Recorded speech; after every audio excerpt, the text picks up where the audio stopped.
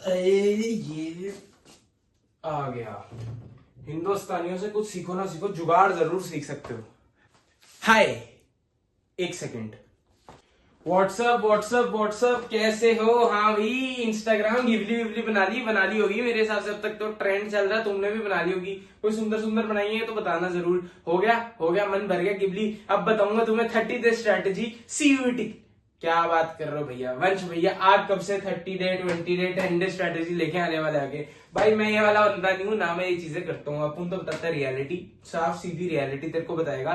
पहले ही बता दूं, ये वीडियो डिलीट भी हो सकती है, क्योंकि भैया मेरे को मतलब मैं इस वीडियो में ऐसी ऐसी बातें बोलने वाला हूं जो किसी को पसंद ना आए, बट भैया वो कोरी सच्चाई है और बतानी जरूरी है। सेकंड चीज भैया, कोई प्रमोशन नहीं है इस वीडियो में, साफ सीधी तुम्हें भैया चीजें बताई जाएंगी। क्योंकि यार इंडिया में सिर्फ एक चीज अच्छी है, फ्रीडम ऑफ स्पीच। मैं बड़ मतलब जिसे कहते हो ना, भर चुका था। और भैया तुम आज ये कहोगे आज की वीडियो का, भैया या तो भांग पी के आए हैं या पागल हो गए हैं, बट भैया सच्चाई बताई जाएगी।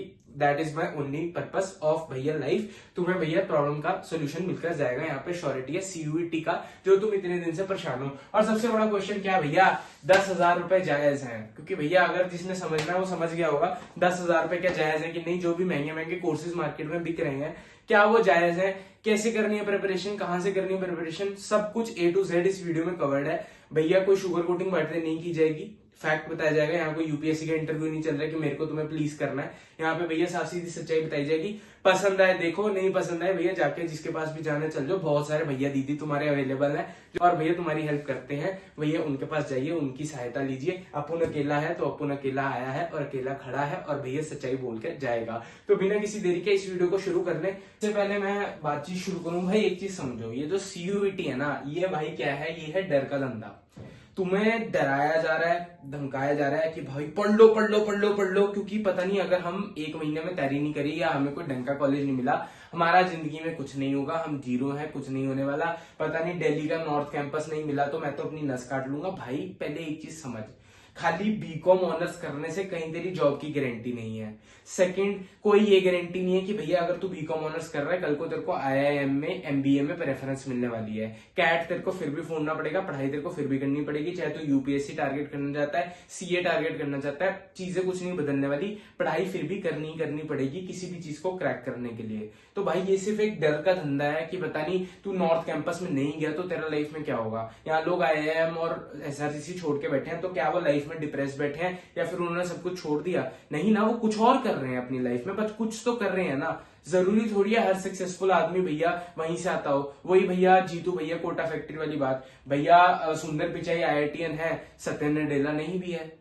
IIT SRCC और भैया टॉप कॉलेज इसलिए मत करो कि भैया तुम्हें वो पाने आए या फिर भैया वो नहीं मिले तो जिंदगी खत्म है। इसलिए एम करो क्योंकि टफ बैटल है, और टफ बैटल लड़ने में जिंदगी में कॉन्फिडेंस आता है कि भैया मैंने वो एग्जाम क्रैक किया था। और भैया जब जीत का चस्का लगता है, वो भैया आदत बन जाती है कि हमें जीतना ही जीतना है। तो भैया उसको जीत के पर्सपेक्टिव से समझो, फालतू का प्रेशर और दिमाग को खराब मत करो यार, मम्मी पापा को भी परेशान मत करो, और इन डर के धंधे वालों को और ज्यादा धंधा मत दो जो तुम लोग करते जा रहे हो। ठीक है, फर्स्ट थिंग ये। फिर भैया अगर डर का धंधा देखोगे तो ये लोग तुम्हें बस एक प्रोडक्ट मानते हैं। तुम इनके लिए स्टूडेंट वूडेंट कुछ नहीं हो, तुम हो प्रोडक्ट। ठीक है, साफ सीधी बात। और भैया प्रोडक्ट अगर तो भैया बेकार नहीं होंगे तो भैया वो है डिफेक्टिव पीस। तुम पहुंच गए नहीं पहुंचे, कोई आकर बाद में पूछने नहीं वाला तुमने लाइफ में क्या किया या हमने CUET में तुम्हें प्रिपरेशन क्यों नहीं कराई। कोई नहीं आकर पूछने वाला तुम्हारा अगर नहीं निकल गया तो तुम भैया फेस बन जाओगे। और फेस कितने टाइम के लिए, ज्यादा से ज्यादा कितना तुम बनोगे भैया? 1 साल के लिए फेस, 1 ईयर के लिए तुम फेस बनोगे कि भैया हमने पढ़ाई की थी और तुम पहुंच गए थे, बात खत्म। उसके बाद कोई नहीं तुम्हें पूछने वाला कि तुमने क्यों की थी, कहां से की थी, क्या की थी। 1 साल की बात है, उसके बाद तुम अपनी लाइफ में कॉमन हो जाओगे और तुम भैया 3 साल कॉलेज के जिंदगी में वो कर रहे होगे जो भैया बाकी दुनिया रैट रेस में लगी हुई है। ये बात तुम्हें आज लग रही होगी, बाद में जाके तुम खुद बोलोगे जब कॉलेज का 1-2 साल बीत जाएगा, तुम कहोगे भैया मैंने कुछ किया नहीं अपनी कॉलेज लाइफ में, सिर्फ टाइम वेस्ट किया और शायद मैं उसकी जगह इन्वेस्ट कर लेता, कुछ ना कुछ चीजें स्किल पे काम कर लेता। तो उस पर भी बात करेंगे, उसके लिए भी वीडियोस आता रहूंगा। फिर भैया सबसे पहली चीज, व्हेन टू स्टार्ट, कब करें CUET की तैयारी? 1 महीना है, 30 दिन है, भाई 8 मई से पेपर है। कॉमर्स वालों का वैसे भी 12 या 15 मई को जाता है पेपर। और भैया व्हेन टू स्टार्ट, भैया अभी तूने बोर्ड दिए हैं। मैंने भी जिस दिन बोर्ड दिए थे ना, अगले दिन मैं घूमने चला गया था, ऐश करी थी, 4-5 दिन पढ़ाई नहीं की थी। पागलों की तरह कब तक लगा रहेगा भाई? जिंदगी में कुछ करना भी है, एंजॉय भी करना है, तो पहले भैया 4-5 दिन का ले ब्रेक। मैं भैया जो बंदा कहे ना 4 अप्रैल से पहले या फिर भैया 5 अप्रैल से पहले अगर कोई पढ़ने बैठ रहा है तो मैं उसको लॉजिकल नहीं मानता, क्योंकि यार तुम भी इंसान हो, तुम्हें भी एक शांति चाहिए और आधी दुनिया तो ऐसी है जिसके भी बोर्ड चल रहे हैं। तो भैया थोड़ा सा ब्रेक लो। हाँ, इस टाइम पे फिगर आउट करना शुरू करो कि मेरे को पढ़ना कैसे है, कहां से पढ़ना है, कैसे पढ़ना है, वो चीज प्लानिंग करनी है अभी शुरू कर दो। बट अभी से जंप ऑन करके स्टडी करना, I don't feel it is the right choice. अभी तुमने बोर्ड दिया तो थोड़ा सा रिलैक्स करने की जरूरत है, मेरे हिसाब से थोड़ा रीजनरेट करने की जरूरत है। तैयारी करो, आराम करो, अपना चिल हो जाओ और फिर भैया भाग के लगना। अपन थोड़ा ये कहते हैं कि हल्के नहीं हो रहे, अपन कोई भैया वो टॉर्टोइस और रैबिट की रेस में अपन सोने नहीं जा रहे हैं, अपन वो रैबिट है जो भैया पीछे भाग रहे हैं ताकि भैया हम स्प्रिंग ऑन लेके आगे भाग सके। अभी प्लानिंग पे टाइम लगा रहे हैं, हम अपनी धार को इतना तेज कर रहे हैं कि जब भैया उसको मारेंगे ना, उस पे क्या नाम है, पेड़ पे मारेंगे तो भैया पेड़ आराम से कट जाएगा, ये बात है। और भैया भैया तुम बोलते हो ना, किसको बोल रहे हो भाई? मैं तुम्हारे एंड से बोल रहा हूँ कि भैया हमें बताओ, इसलिए बोल रहा हूँ भैया भैया बोल के मेरा भैया मीम बना दोगे तुम लोग। फिर भैया फ्रॉम वेयर टू स्टडी। अब भैया मार्केट में बहुत सारे लोग अवेलेबल हैं। पहले हमारे भरीहंस जी, दूसरे भैया एक चॉइसवाल जी हैं, मतलब ये सारे बुक्स वाले कैटेगरी के आ जाते हैं। गोयल कार्ट है, मेरी कार्ट है भैया, मैं बुक्स बेचता हूँ, और एक शीशा पब्लिकेशंस करके ये सारे बुक्स बेचते हैं। बाकी भैया ऑनलाइन तो बंदे मिल जाएंगे, जैसे मेरे एक चड्डा अंकल है जो 24/7 काम करते रहते हैं, तो चड्डा अंकल है। एक वंश वाला करके मेरी ही फर्म है भैया, जिसमें मैं डमी भैया टेक्स्ट बुक्स बचाता हूँ। और एक भैया वन्नू हांडा नाम से एक बंदा है, वो भैया मेरे अंडर ही काम करता है, वो बढ़िया बंदा काम करता है। तो भैया ये सारे लोग हैं जो भैया मार्केट में अवेलेबल हैं तुम्हारे लिए। तो भैया मैं किसी भी, पहले तो भैया किसी भी बंदे को यहाँ पे वो नहीं करना चाहता, क्या कहते हैं, मैं किसी टीचर को गलत नहीं कह रहा, किसी पब्लिकेशन को गलत नहीं कह रहा, बस मैं तुम्हारे को ये कह रहा हूँ कि भैया ये सारे लोग अवेलेबल हैं। अब भैया किससे पढ़े, सबसे बड़ा क्वेश्चन तुम्हारा। और भैया क्या वो 10-10, 15-15 हजार रुपए यहाँ खर्चने सही है कि नहीं, वो मैं बताने आ गया हूँ। भैया सबसे पहले एक चीज पकड़ो, सीयूईटी में तुम ये देखो तुम्हारा सिलेबस क्या है। जो तो तुम्हारे डोमेन सब्जेक्ट्स हैं, सारे जो भी डोमेन सब्जेक्ट्स है ना, उनका syllabus is similar to class 12। ठीक है, अब ये बताओ तुमने क्लास 12 की पढ़ाई कहां से की थी? मेजॉरिटी बच्चे ऐसे होंगे जो या तो ट्यूशन गए थे या फिर उन्होंने की होगी कहां से, यूट्यूब से। और यूट्यूब पे तुमने पैसे भरे थे, हाँ या ना? नहीं भैया। तो जब तुमने वहां पैसे नहीं भरे, वहां तुमने यूट्यूब में फ्री को यूज किया, सिलेबस तुम्हारा सेम है, तो काहे का टेंशन और प्रेशर लिया हुआ है? चीज तो वही आनी है ना, फॉर्मेट बदल जाएगा। और क्या बोर्ड में, जहां तक मुझे याद है, 20 नंबर के तो भैया एमसीक्यूज ही आए थे। 100 में 80 में से तुम्हारे भैया 20 नंबर तो एमसीक्यूज से ही आ रहे थे। तो क्या तुमने वो एमसीक्यूज नहीं करे ना? वहां भी आते थे।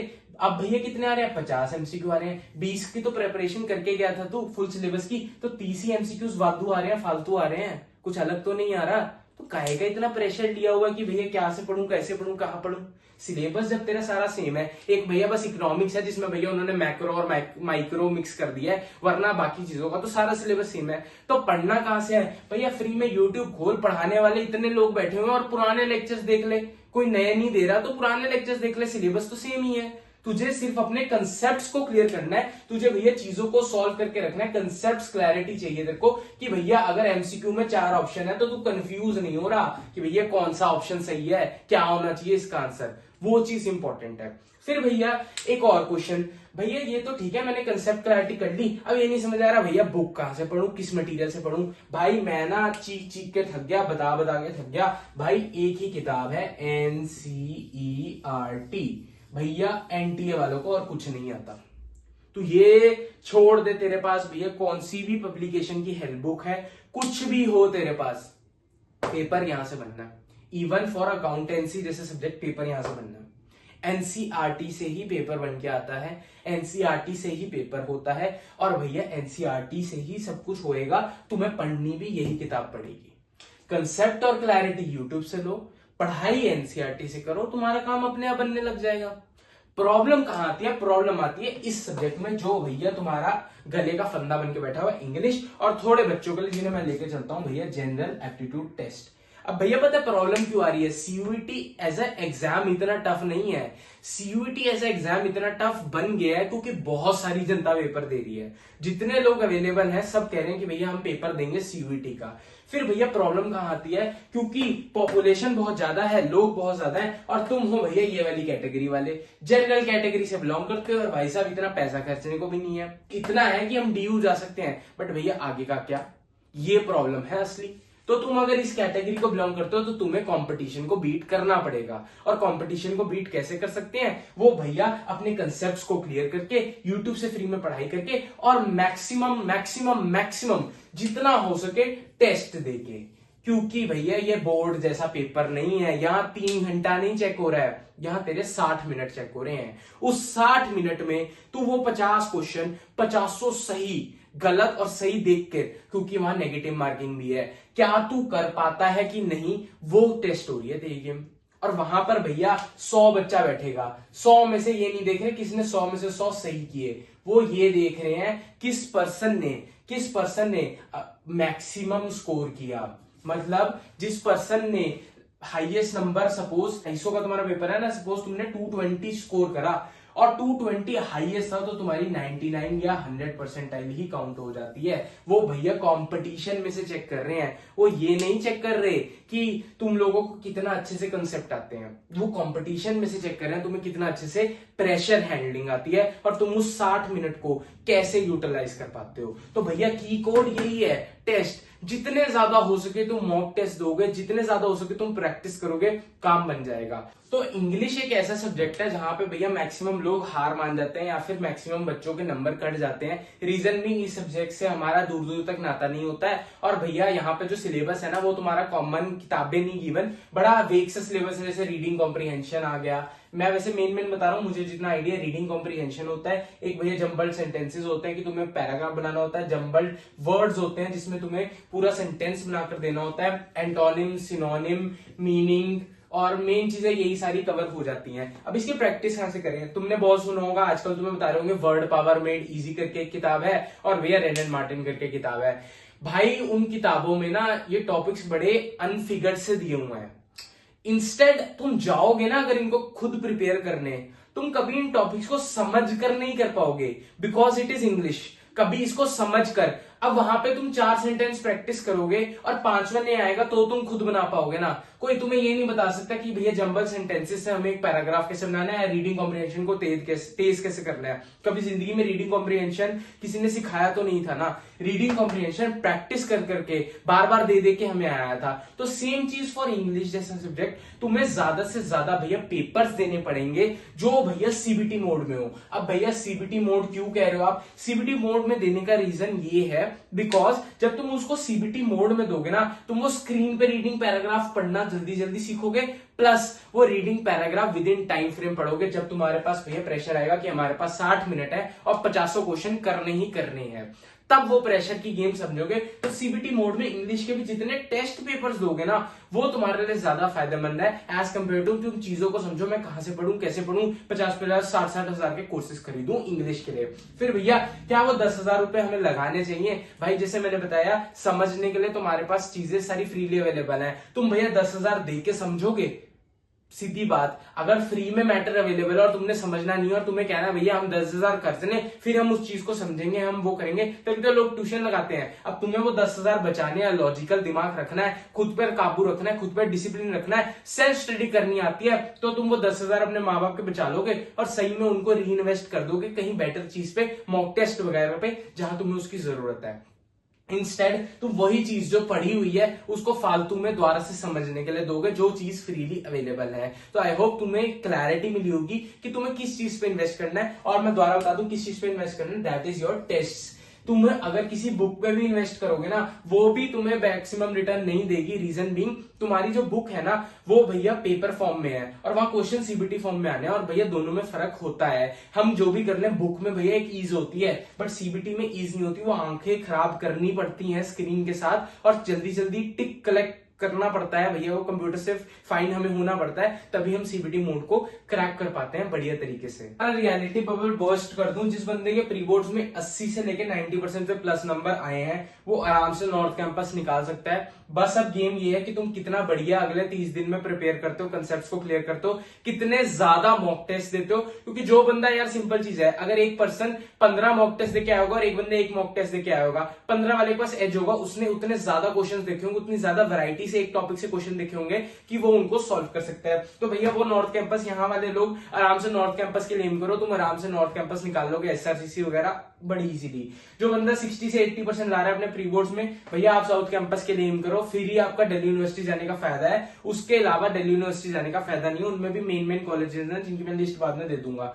जिस बंदे के 60% आ रहे हैं और उससे बिलो आ रहे हैं, अब लिख दिया किसी पागल आदमी ने, मैं ही हूं वो, अब आ रहे हैं मतलब बिलो आ रहे हैं, उस बंदे को भैया कॉलेज के लिए कुछ और सोचना चाहिए। उसके लिए फिर दिल्ली यूनिवर्सिटी का कोई ऑप्शन नहीं है, अगर उसे इन दोनों में से ऑप्शन नहीं मिलते, और मेरे हिसाब से भी उसे नहीं मिलेगी क्योंकि CUT में इतना कटथ्रोट कंपटीशन है। तो वो भैया NPAT वगैरह एग्जाम्स को ऑप्ट करे। बाकी ये वाले लोग जिनके पास मैथ्स है, मेरी हाईली रिकमेंडेशन रहेगी जिन बच्चों के पास मैथ्स है वही IP मैट वगैरह दें, विदाउट मैथ्स वाले IP मैट वगैरह मत दें, क्योंकि जो जनरल एप्टीट्यूड आता है ना वो इतना टफर साइड पे होता है कि जो मैथ वाला पर्सन होता है उसके पास एक एज होता है एज कम्पेयर टू बाकी लोग। तो मैं यही रिकमेंड करता हूँ कि अगर तुम्हारे पास मैथ है तो ही तुम IP मैट दो, वरना तुम IP मैट मत दो, वरना फालतू में परेशान होगे उसके जनरल एप्टीट्यूड में। अब भैया इंग्लिश के लिए तुम्हें क्या रेफर करना मैंने बता दिया, बाकी वो 2 बुक्स हैं जो मेरे मेन में है, वो तो तुम देख ही सकते हो, वरना ज्यादा पेपर्स दो। मैथ्स के लिए NCERT फॉलो करो, अकाउंट्स के लिए TS गिरवाल अच्छी है, इकोनॉमिक्स के लिए तुम्हारे पास संदीप गर्ग है वो चल जाएगी, वरना जो दूसरी वाली बुक है हमारी VK ओरी और TR जैन है वो अच्छी है। बिजनेस स्टडीज के लिए कोरी NCERT ही ओनली है। वीडियो की कमेंट सेक्शन सबसे अच्छी चीज है, रीजन भी इसके एक कमेंट को मैं रिप्लाई दूंगा। तुम्हें कोई भी डाउट एंड क्वेरी है वो मुझे बताओ, मैं कमेंट्स का रिप्लाई करूंगा। और अगर तुम चाहते हो मैं फ्री में CUET का तुम्हारे लिए पेपर लगाने को तैयार हूं, अपन लाइव सेशंस में बैठेंगे और कहोगे लाइव सेशन ले लूंगा, कहोगे वीडियो बनाकर दे दूंगा, जिस भी सब्जेक्ट की कहोगे, जैट भी इंक्लूड कर लो इसमें, जनरल एप्टीट्यूड उसकी बना के दे दूंगा, उसकी तैयारी मैं करवाऊंगा, मेरा वादा है मैं फ्री में कराऊंगा। बट भैया जैसे मैं फ्री में करा दूंगा, मेरे पास और कोई रिसोर्सेज तो है नहीं ना। अभी तुम देख रहे हो भैया बोर्ड का खर्चा हो गया है, माइक का 3000 का खर्चा है, भैया मैं ना 3000 रुपए की आर्टिकलशिप करता हूँ, उससे ज्यादा का मेरा पेट्रोल लग जाता है। तो ये सारा खर्चा मैं भैया मम्मी पापा से लेके री इन्वेस्ट कर रहा हूँ। तो भैया मैं ये चाहता था कि लाइक मैं 10 रुपीज या 20 रुपीज या 100 रुपीज कुछ ऐसी वो लगा दूं कि 10 रुपीज ही लगा दूं कि वो पर्सन ही ज्वाइन कर पाएगा मेरे को जूम मीटिंग पे या फिर मेरे साथ गूगल ड्राइव पे, या जिसके साथ हम बैठ के वो क्वेश्चन सॉल्व कर सकें, ताकि मुझे इतनी अर्निंग हो कि मैं ये पेपर्स बनाने के लिए किसी बंदे को हायर करूं, उसको कहूं कि तू बनाकर दे दे। मेरे पास इतना पर्टिकुलरली टाइम नहीं होता। किसी ने पूछा भी था भैया आप रात को ही वीडियोस को डालते हो, भाई रीजन ये होता है मैं 8 या 9 बजे आता हूँ घर फ्रॉम माई आर्टिकलशिप, आकर मैं ये बनाता हूँ और फिर भैया मैं अपनी पढ़ाई पर लग जाता हूँ, क्योंकि भैया मैं थोड़ा सेल्फिश हूँ, मुझे अपनी पढ़ाई ज्यादा प्रायोरिटी है तुम सबसे, और तुम्हें भी होनी चाहिए। तो भैया इस करके मैं चाहता हूँ कि मैं 8 या 10 रुपए या कुछ भी मतलब मिनिमम चार्ज लेके कि मैं किसी को, क्योंकि कोई मेरे मामे का लड़का तो लगता नहीं है जो बनाकर दे देगा, उसको मैं पैसे दूंगा तभी वो मेरे को PPTs वगैरह बनाकर देगा, जिसमें क्वेश्चन सारे मैं हैंड पिक करके फ्री में प्रिपेयर करने को तैयार हूं, तुम्हारे साथ खड़ा हूं, मैं पूरी हेल्प करने को तैयार हूं। बस मैं सपोर्ट चाहता हूं, जो तुम दे दोगे तो बढ़िया है, वरना यार मैं भी हर बार स्ट्रेटेजी वीडियो देख के चला जाऊंगा एज यूजुअल। तो ये कमेंट सेक्शन जरूर तुम्हारे लिए ओपन है, जो भी दिक्कत हो कमेंट कर देना। अच्छा जी, मिलता हूं फिर ऐसी ही सच्चाई लाते हुए, बढ़िया बढ़िया चीजें करते हुए। And as I always say, हर एक संकट का हल होगा, आज नहीं तो कल होगा। मेहनत करते रहो मित्रों और पढ़ाई करते रहो।